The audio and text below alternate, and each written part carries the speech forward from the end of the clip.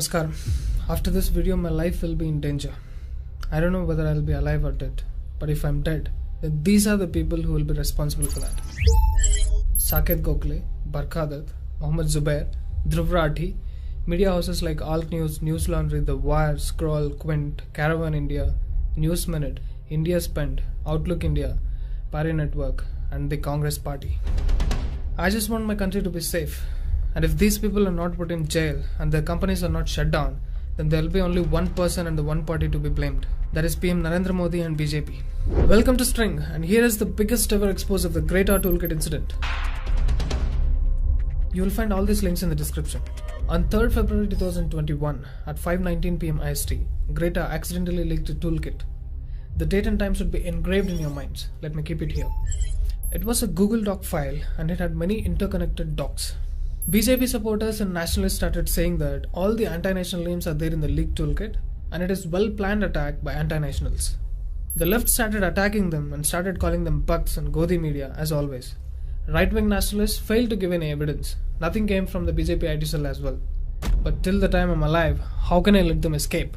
Now allow me to tell you who is the real Godi media. Let me take you directly there. Here is a thread of tweets by a woman named Annalisa Merelli, and this is a Twitter handle. Before reading the tweet, notice the date and time, 1st February 2021, 4:59 PM IST, almost 2 days before Greta leaked the toolkit. She is promoting some of the independent and brave publications. Let me keep independent here. Keep noticing the date, time and the publication name. I'll also open the photo of leaked document by Greta. Let's start comparing both of them and put them on the timeline. Caravan, 5 PM 1st Feb. Scroll.in, 5 PM 1st Feb. Parry Network, 5:06 PM 1st Feb. The Wire, 5:23 PM 1st Feb. The News Minute, 5:34 PM 1st Feb. News Laundry, 7:22 PM 1st Feb. Khabar Lahariya, 8:05 PM 1st Feb. India Spend, 8:06 PM 1st Feb. EPW.in, 10:01 PM 2nd Feb. Alt News, 4:08 AM 3rd Feb. Just 12 hours before getting the Greta toolkit leaked. And what are they asking for? Donations and money. 52.in, 3rd Feb 4:23 AM. Article 14, 3rd Feb 6:20 PM. Notice this is exactly 1 hour after the Greta's toolkit tweet. The Quint, 7:43 PM 3rd Feb. 2.5 hours after the leaked toolkit. Outlook India, 7:47 PM 3rd Feb. Himalistan, 7:48 3rd Feb. This itself proves that all these people planned it 1 or 2 days before the toolkit got leaked. This means all these people already had the toolkit in their hands at least 2 days before. This also means it was a pre-planned war against India. Now don't come to me and say this lady simply made the list and nobody saw. You know who saw the list? The so-called best fact-checker of India, Mohammed Zubair, and he retweeted it as well.